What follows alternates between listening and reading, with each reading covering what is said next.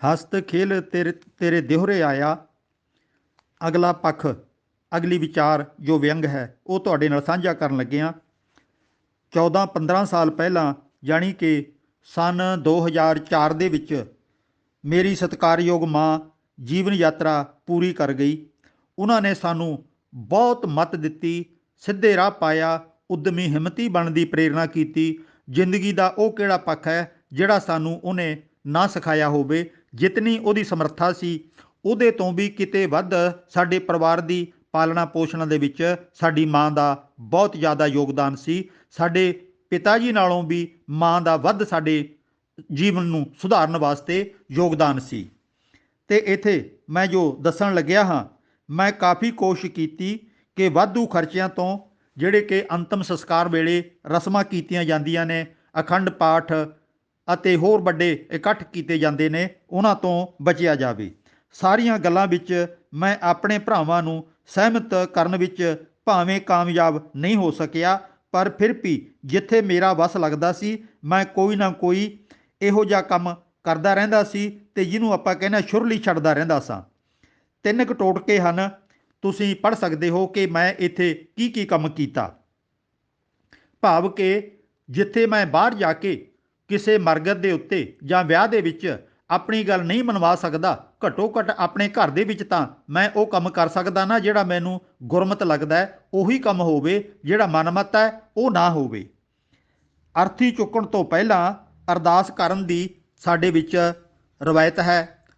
ਅਸੀਂ ਮਾਂ ਲਈ ਅਰਦਾਸ ਕਰਨ ਵਾਸਤੇ ਗ੍ਰੰਥੀ ਨੂੰ ਪਹਿਲਾਂ ਸੱਦਿਆ ਹੋਇਆ ਸੀ।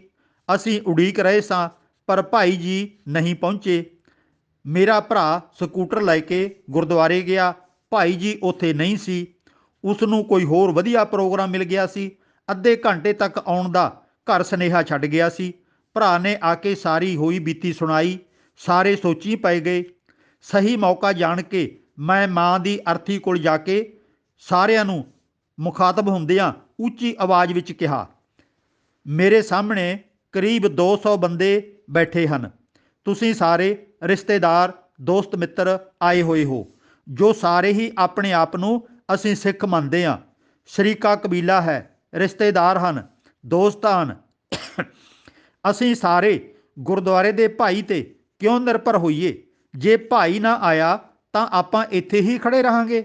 ਇਸ ਲਈ 200 ਸਿੱਖਾਂ ਵਿੱਚੋਂ ਕੋਈ ਇੱਕ ਆਓ ਤੇ ਅਰਦਾਸ ਕਰੋ। 5 ਮਿੰਟ ਤੱਕ ਉਡੀਕ ਕਰਨ ਤੱਕ ਵੀ ਕੋਈ ਨਾ ਸਾਹਮਣੇ ਆਇਆ, ਕੋਈ ਨਾ ਉੱਠਿਆ। ਮੈਂ ਫਿਰ ਬੇਨਤੀ ਕੀਤੀ ਕਿ ਆਮ ਸਿੱਖ ਸ਼ਾਇਦ ਅਰਦਾਸ ਕਰਨੀ ਨਹੀਂ ਜਾਣਦਾ। ਇਸ ਇਕੱਠ ਵਿੱਚ 30-40 ਅੰਮ੍ਰਿਤਧਾਰੀ ਮਾਈ ਭਾਈ ਵੀ ਮੌਜੂਦ ਹਨ। ਤੁਸੀਂ ਸਵੇਰੇ ਸ਼ਾਮ ਪਾਠ ਕਰਦੇ ਹੋਵੋਗੇ। ਪਾਠ ਤੋਂ ਮਗਰੋਂ ਰੋਜ਼ਾਨਾ ਅਰਦਾਸ ਵੀ ਕਰਨੀ ਹੁੰਦੀ ਹੈ, ਉਹ ਵੀ ਕਰਦੇ ਹੋਵੋਗੇ। ਫਿਰ ਆਓ ਕਰੋ ਅਰਦਾਸ। ਅੰਮ੍ਰਿਤਧਾਰੀਆਂ ਵਿੱਚੋਂ ਵੀ ਕੋਈ ਅੱਗੇ ਨਾ ਆਇਆ। ਇੰਨੇ ਵਿੱਚ ਮੇਰਾ ਇੱਕ ਪੁਰਾਣਾ ਮਿੱਤਰ ਅੱਗੇ ਵਧਿਆ ਤੇ ਨੇੜੇ ਆ ਕੇ ਕਹਿਣ ਲੱਗਾ, ਕਿਉਂ ਸਾਰਿਆਂ ਦਾ ਜਲੂਸ ਕੱਢਣ ਲੱਗਿਆ ਮੇਰੇ ਵੀਰ? ਇੱਥੇ ਕੋਈ ਕੁਝ ਨਹੀਂ ਜਾਣਦਾ।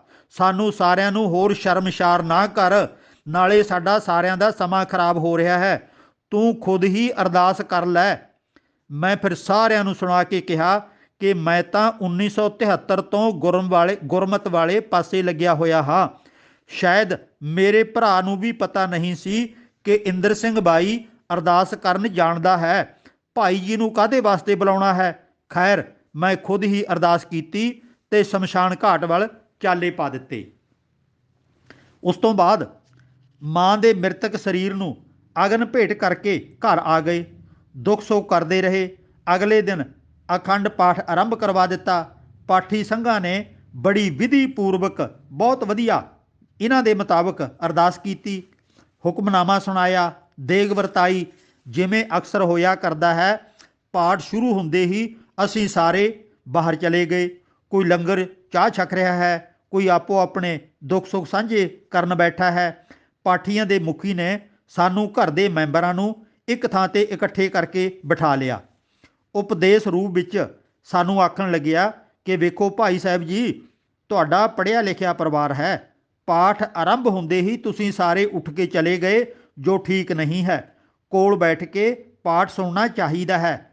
ਭਾਈ ਜੀ ਦੇ ਉਪਦੇਸ਼ ਤੋਂ ਮਗਰੋਂ ਮੈਂ ਉਸ ਨੂੰ ਆਖਿਆ ਗਿਆਨੀ ਜੀ, ਸਾਡਾ ਪਰਿਵਾਰ ਕੇਵਲ ਪੜ੍ਹਿਆ ਹੋਇਆ ਹੀ ਨਹੀਂ ਹੈ, ਅਸੀਂ ਗੁਰਬਾਣੀ ਦਾ ਸ਼ੁੱਧ ਉਚਾਰਨ ਕਰਨਾ ਵੀ ਜਾਣਦੇ ਹਾਂ।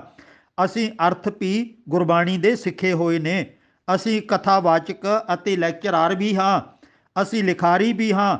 ਯਾਦ ਰੱਖਿਓ, ਅਗਰ ਅਸੀਂ ਤੁਹਾਡੇ ਕੋਲ ਬੈਠ ਕੇ ਪਾਠ ਸੁਣਨ ਲੱਗ ਪਏ, ਫਿਰ ਪਾਠ ਦਾ ਭੋਗ ਹਫ਼ਤੇ ਵਿੱਚ ਮਸੀਂ ਪਵੇਗਾ। ਤੁਸੀਂ ਸਪੀਡ ਨਹੀਂ ਪਕੜ ਸਕੋਗੇ। ਅਸੀਂ ਇਹ ਵੀ ਜਾਣਦੇ ਹਾਂ ਕਿ ਇਸ ਪਾਠ ਦਾ ਸਾਡੀ ਮਾਂ ਨੂੰ ਕੋਈ ਫਲ ਵਗੈਰਾ ਉੱਪਰ ਕਿਧਰੇ ਨਹੀਂ ਪਹੁੰਚਣਾ। ਬਸ ਦੇਰ ਤੋਂ ਚਲੀ ਆ ਰਹੀ ਰਸਮ ਨਿਭਾ ਰਹੇ ਹਾਂ, ਕਿਉਂਕਿ ਇਹਨਾਂ ਗੱਲਾਂ ਦਾ ਆਮ ਲੋਕਾਂ ਨੂੰ ਹਾਲੇ ਪਤਾ ਨਹੀਂ ਹੈ। ਤੁਸੀਂ ਜਿਵੇਂ ਮਰਜ਼ੀ ਪਾਠ ਕਰੋ, ਭੇਟਾ ਲਓ ਤੇ ਮਾਂ ਨੂੰ ਸੁਰਗ ਦਾ ਟਿਕਟ ਫੜਾ ਦਿਓ। ਉਸ ਤੋਂ ਮਗਰੋਂ ਜਦੋਂ ਸਾਡੇ ਪਰਿਵਾਰ ਵਿੱਚੋਂ ਕੋਈ ਮੈਂਬਰ ਮਹਾਰਾਜ ਕੋਲ ਜਾ ਕੇ ਬੈਠ ਜਾਇਆ ਕਰੇ, ਵਿਚਾਰੇ ਪਾਠੀਆਂ ਦੀ ਜ਼ੁਬਾਨ ਕੰਬਣ ਲੱਗ ਜਾਇਆ ਕਰੇ। ਸ਼ੁੱਧ ਪਾਠ ਦੇ ਚੱਕਰ ਵਿੱਚ ਜਿਹੜਾ ਪਹਿਲਾਂ ਰਵਾਇਤੀ ਪਾਠ ਕਰਨਾ ਸਿੱਖਿਆ ਹੋਇਆ ਸੀ, ਉਹ ਵੀ ਭੁੱਲ ਜਾਵੇ। ਮੱਧ ਦੀ ਅਰਦਾਸ ਅਤੇ ਸਮਾਪਤੀ ਦੀ ਅਰਦਾਸ ਵੇਲੇ ਤੇ ਅਰਦਾਸੀਆ ਭਾਈ ਦੇ ਪਸੀਨੇ ਛੁੱਟ ਗਏ, ਕਿਉਂਕਿ ਅਸੀਂ ਸਾਰੇ ਕੋਲ ਖੜੇ ਸੀ। ਕਈ ਵਾਰੀ ਭਾਈ ਅਰਦਾਸ ਭੁੱਲਿਆ। ਮੈਨੂੰ ਉਸਦੇ ਕੰਨ ਵਿੱਚ ਕੋਲੇ ਜਾ ਕੇ ਇਹ ਕਹਿਣਾ ਪਿਆ ਕਿ ਗਿਆਨੀ ਜੀ, ਜਿਹੋ ਜਿਹੀ ਅਰਦਾਸ ਆਉਂਦੀ ਹੈ ਕਰੀ ਚੱਲ, ਅਸੀਂ ਤੈਨੂੰ ਕੁਝ ਨਹੀਂ ਕਹਿੰਦੇ। ਨਾ ਹੀ ਸਾਡੀ ਮਾਂ ਕਿਧਰੇ ਰਾਹ ਵਿੱਚ ਅਟਕਣ ਲੱਗੀ ਹੈ, ਜਿੱਥੇ ਪਹੁੰਚਣਾ ਹੈ ਆਪੇ ਪਹੁੰਚ ਜਾਊਗੀ ਉਹ। ਮਾਂ ਦੇ ਸੰਸਕਾਰ ਤੋਂ ਮਗਰੋਂ ਸਿਵਾ ਠੰਡਾ ਹੋ ਜਾਣ ਤੇ ਤੀਸਰੇ ਦਿਨ ਅਸੀਂ ਘਰ ਦੇ ਮੈਂਬਰ ਅਤੇ ਨਜ਼ਦੀਕੀ ਰਿਸ਼ਤੇਦਾਰ ਸਾਰੀ ਸੁਆਹ ਬੋਰੇ ਵਿੱਚ ਪਾ ਕੇ ਜਲ ਪ੍ਰਵਾਹ ਕਰਨ ਲਈ ਚਾਲੇ ਪਾ ਦਿੱਤੇ। ਕੀਰਤਪੁਰ ਨਾ ਜਾਣ ਦਾ ਫੈਸਲਾ ਅਸੀਂ ਪਹਿਲਾਂ ਹੀ ਲੈ ਲਿਆ ਸੀ। ਜਦੋਂ ਸ਼ਮਸ਼ਾਨ ਘਾਟ ਤੋਂ ਸੁਆਹ ਲੈ ਕੇ ਟੁਰਨ ਲੱਗੇ, ਸਾਰਿਆਂ ਨੇ ਕਿਹਾ ਕਿ ਅਰਦਾਸ ਕਰੋ। ਜਿਵੇਂ ਕਿਵੇਂ ਮੈਂ ਉਹਨਾਂ ਨੂੰ ਮਨਾ ਲਿਆ ਤੇ ਬਗੈਰ ਅਰਦਾਸ ਕੀਤੇ ਚੱਲ ਪਏ। ਪਟਿਆਲੇ ਦੇ ਨੇੜੇ ਕੌਲੀ ਪਿੰਡ ਹੈ। ਇਸ ਦੇ ਨੇੜਿਓਂ ਭਾਖੜਾ ਨਹਿਰ ਲੰਘਦੀ ਹੈ। ਰਾਜਪੁਰੇ ਨੂੰ ਜਾਂਦਿਆਂ 15 ਕਿਲੋਮੀਟਰ ਤੇ ਵੱਡੀ ਸੜਕ ਭਾਖੜਾ ਦੇ ਪੁਲ ਉੱਪਰੋਂ ਲੰਘਦੀ ਹੈ। ਅਸੀਂ ਇੱਥੇ ਹੀ ਭਾਖੜਾ ਦੀ ਪਟੜੀ ਵੱਲ ਗੱਡੀਆਂ ਮੋੜ ਲਈਆਂ। ਥੋੜਾ ਅੱਗੇ ਜਾ ਕੇ ਸੁਆਹ ਦਾ ਬੋਰਾ ਉਤਾਰਿਆ। ਮੈਂ ਬੋਰੇ ਦਾ ਮੂੰਹ ਖੋਲ ਕੇ ਸੁਆਹ ਭਾਖੜਾ ਵਿੱਚ ਪਾਉਣੀ ਲੱਗਿਆ ਸਾਂ ਕਿ ਮੇਰੇ ਛੋਟੇ ਭਰਾ ਨੇ ਤੇਜ਼ੀ ਨਾਲ ਮੈਥੋਂ ਥੈਲਾ ਫੜ ਲਿਆ। ਭਰੇ ਮਨ ਨਾਲ ਆਖਣ ਲੱਗਿਆ, ਵੀਰ ਜੀ, ਸ਼ਮਸ਼ਾਨ ਘਾਟ ਵਿੱਚ ਤਾਂ ਅਰਦਾਸ ਨਹੀਂ ਕੀਤੀ, ਹੁਣ ਤਾਂ ਅਰਦਾਸ ਕਰ ਦਿਓ। ਮੈਂ ਸਾਰਿਆਂ ਨੂੰ ਸੰਬੋਧਨ ਹੋ ਕੇ ਆਖਿਆ, ਜਦੋਂ ਮਾਂ ਨੂੰ ਅਰਥੀ ਤੇ ਪਾ ਕੇ ਸ਼ਮਸ਼ਾਨ ਘਾਟ ਵੱਲ ਚੱਲੇ ਸਾਂ, ਉਸ ਸਮੇਂ ਅਰਦਾਸ ਕੀਤੀ ਸੀ। ਫਿਰ ਜਦੋਂ ਚਿਖਾ ਤੇ ਰੱਖ ਕੇ ਅੱਗ ਦੇਣ ਲੱਗੇ ਸਾਂ, ਤਦੋਂ ਵੀ ਅਰਦਾਸ ਕੀਤੀ ਸੀ। ਚਿਖਾ ਤਿਆਰ ਕਰਨ ਸਮੇਂ ਸ਼ਰਧਾਲੂ ਪਿਆਰੇ ਜਪਜੀ ਸਾਹਿਬ ਦਾ ਪਾਠ ਵੀ ਕਰਦੇ ਰਹੇ ਸਨ। ਜਦੋਂ ਚਿਖਾ ਬਲ ਪਈ ਤਾਂ ਪਾਸੇ ਬੈਠ ਕੇ ਸੋਹਲੇ ਦਾ ਪਾਠ ਵੀ ਕੀਤਾ ਅਤੇ ਵਾਪਸ ਤੁਰਨ ਤੋਂ ਪਹਿਲਾਂ ਫਿਰ ਅਰਦਾਸ ਕੀਤੀ ਸੀ। ਨਾਲ ਹੀ ਰੋਜ਼ਾਨਾ ਆਖੀ ਜਾ ਰਹੇ ਹੋ, ਅਰਦਾਸ ਵਿੱਚ ਬੜੀ ਸ਼ਕਤੀ ਹੈ, ਬਾਣੀ ਵਿੱਚ ਬਹੁਤ ਤਾਕਤ ਹੈ। ਬਾਣੀ ਵੀ ਪੜ੍ਹ ਲਈ, ਕਿੰਨੀਆਂ ਸਾਰੀਆਂ ਅਰਦਾਸਾਂ ਵੀ ਕਰ ਲਈਆਂ, ਅਜੇ ਮਾਂ ਅੱਧ ਵਿਚਕਾਰ ਅਟਕੀ ਹੋਈ ਹੈ ਤੁਹਾਡੇ ਖਿਆਲ ਮੁਤਾਬਕ। ਨਾਲੇ ਯਾਦ ਰੱਖਿਓ, ਮੈਂ ਹੁਣ ਇਹ ਸੁਆਹ ਦੀ ਥੈਲੀ ਅੱਗੇ ਅਰਦਾਸ ਨਹੀਂ ਕਰਾਂਗਾ। ਜੇ ਤੁਹਾਨੂੰ ਮਾਂ ਜ਼ਿਆਦਾ ਹੀ ਪਿਆਰੀ ਸੀ ਤਾਂ ਅਗਨ ਭੇਟ ਕਰਨ ਦੀ ਜ਼ਰੂਰਤ ਨਹੀਂ ਸੀ, ਲਾਸ਼ ਨੂੰ ਆਪਣੇ ਘਰ ਸਾਂਭ ਕੇ ਰੱਖ ਲੈਂਦੇ। ਜੇ ਪਹਿਲਾਂ ਗਲਤੀ ਹੋ ਗਈ ਤਾਂ ਹੁਣ ਸੁਧਾਰ ਕਰ ਲਓ। ਇਸ ਸੁਆਹ ਨੂੰ ਮਾਂ ਸਮਝ ਕੇ ਘਰ ਵਿੱਚ ਰੱਖ ਲਓ। ਕਿਉਂ ਪਿਆਰੀ ਮਾਂ ਨੂੰ ਅਗਨ ਭੇਟ ਕੀਤਾ? ਕਿਉਂ ਬੋਰੇ ਵਿੱਚ ਪਾਈ? ਕਿਉਂ ਹੁਣ ਭਾਖੜਾ ਵਿੱਚ ਡੋਬਣ ਲੱਗੇ ਹੋ? ਜਿਸ ਦਾ ਦਿਲ ਕਰਦਾ ਹੈ ਖੁਦ ਅਰਦਾਸ ਕਰ ਲਵੇ, ਮੈਂ ਅਰਦਾਸ ਹੁਣ ਨਹੀਂ ਕਰਾਂਗਾ। ਸਾਰੇ ਅਵਾਕ ਰਹਿ ਗਏ। ਜ਼ਬਾਨ ਤਾਲੂਏ ਨਾਲ ਲੱਗੀ। ਕਿਸੇ ਨੇ ਦੁਬਾਰਾ ਕੋਈ ਹੀਲ ਹੁਜਤ ਨਾ ਕੀਤੀ। ਖੁਦ ਹੀ ਕਹਿ ਦਿੱਤਾ, ਠੀਕ ਹੈ ਭਾਈ, ਜਿਵੇਂ ਤੁਸੀਂ ਰਾਜੀ ਅਸੀਂ ਵੀ ਰਾਜੀ, ਪਾਓ ਸੁਆਹ ਨਹਿਰ ਵਿੱਚ। ਮੈਂ ਸੁਆਹ ਨਹਿਰ ਵਿੱਚ ਰੋੜ ਦਿੱਤੀ। ਘਰ ਆਉਂਦਿਆਂ ਮੈਂ ਇਹ ਵੀ ਸਾਰਿਆਂ ਨੂੰ ਦੱਸਿਆ ਕਿ ਆਹ ਭਾਖੜਾ ਦਾ ਪਾਣੀ ਅੱਗੇ ਪੀਣ ਲਈ ਵਰਤਿਆ ਜਾਂਦਾ ਹੈ। ਸੁਆਹ ਅਤੇ ਹੱਡੀਆਂ ਪਾ ਕੇ ਇਸ ਨੂੰ ਮਲੀਨ ਕਰਨਾ ਵੀ ਇੱਕ ਵੱਡਾ ਪਾਪ ਹੈ। ਕਿਤੇ ਵੀ ਟੋਆ ਪੁੱਟ ਕੇ ਸੁਆਹ ਜ਼ਮੀਨ ਵਿੱਚ ਦਬਾਈ ਜਾ ਸਕਦੀ ਹੈ। ਮੈਂ ਇੰਗਲੈਂਡ ਵਗੈਰਾ 'ਚ ਵਿਦੇਸ਼ਾਂ 'ਚ ਦੇਖ ਚੁੱਕਿਆ, ਬਹੁਤੇ ਲੋਕ ਇਸ ਤਰ੍ਹਾਂ ਆਪਣੇ ਮਰ ਗਏ ਪ੍ਰਾਣੀ ਦੀ ਸੁਆਹ ਲੈ ਕੇ ਉਹ ਬਾਗਾਂ 'ਚ ਜਾਂ ਪਾਰਕਾਂ 'ਚ ਚਲੇ ਜਾਂਦੇ ਨੇ।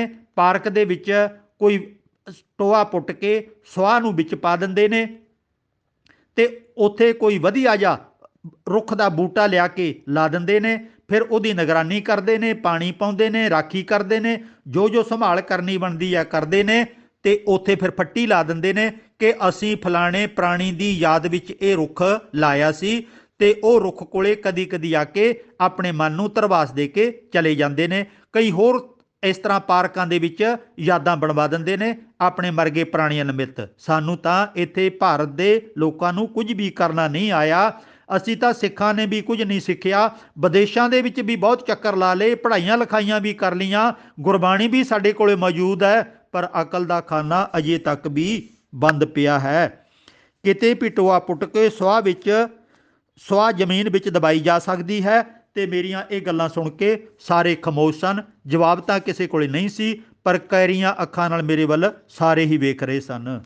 ਤੁਹਾਡਾ ਕੀ ਵਿਚਾਰ ਹੈ? ਇਹਨਾਂ ਸਾਰੀਆਂ ਗੱਲਾਂ ਨੂੰ ਵੇਖ ਕੇ ਆਪਣੇ ਆਪ ਤੇ ਹੱਸਿਆ ਜਾਵੇ ਕਿ ਰੋਇਆ ਜਾਵੇ? ਹੁਣ ਫੈਸਲਾ ਤੁਹਾਡੇ ਹੱਥ ਹੈ। ਆਖੋ ਸਤਿਨਾਮ।